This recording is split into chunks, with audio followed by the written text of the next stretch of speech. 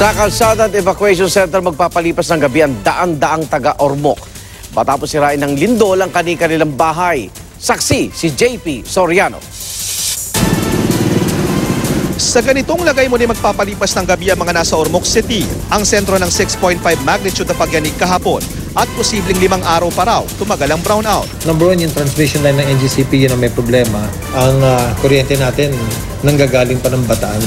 Yun yung dumediretso sa NGCP na nagdi-distribute dito sa Ormoc. Ang brownout dagdag problema sa daan-daang pamilya na magpapalipas ng gabi sa evacuation center o sa gilid ng kalsada. Marami kasing bahay rito ang winasak ng lindol. Halos dumapa o tuluyan ng bumigay ang mga pader. Ang ilang sahig ng mga bahay mistulang hiniwa ng cutter.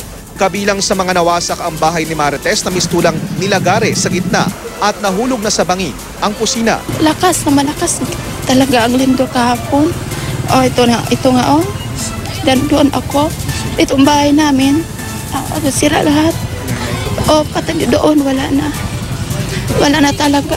Nang pumasok kami sa bahay, muling nagka-aftershock. Ayan na naman!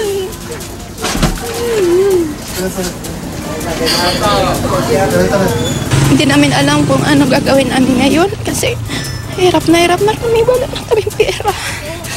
Bago pa lang kaming dinat na ng Yolanda. Tapos ganito, ulit na naman. Paano na kami ngayon? Sana kami titira. Napaluhan na lang din si Melanie, hindi lang dahil sa mga galos, kundi dahil sa pinsala sa pinaghirapang bahay. Wala na kasi kami matirahan Gaya ng kapatid ko, anong gagawin na namin? Wala na.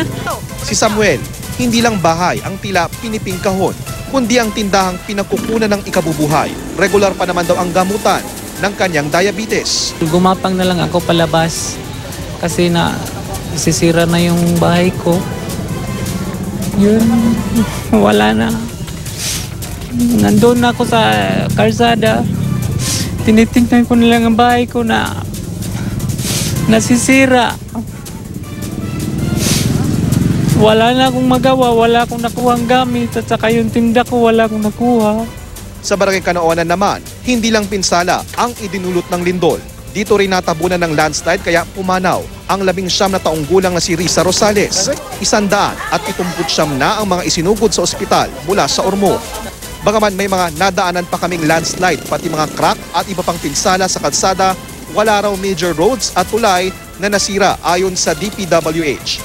Ngayong hapon, nag-aerial inspection si Mayor upang makita ang tindi ng pinsala. Marami talagang landslide doon, saka marami nasira na kalsada. Siguro matatapos na within the next 2 or 3 days, hopefully, ng clearing. Ang marami dito, damages on buildings. And ako personally, I think yun ang costly Sa Bohol, brownout din kaya marami ang nagtitiis sa kerosene lamp o kaya sa generator. Problema rin ang tubig.